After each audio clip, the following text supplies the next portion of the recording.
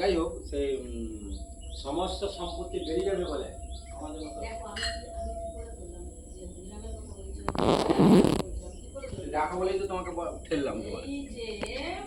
তুমি দেখো বলেই বেশি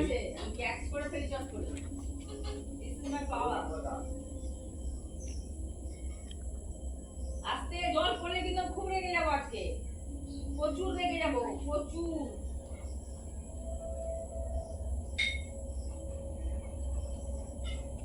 বাবু বাবু জল নষ্ট করছো না? আমি দেখতে পাচ্ছি করছো নষ্ট। বাবু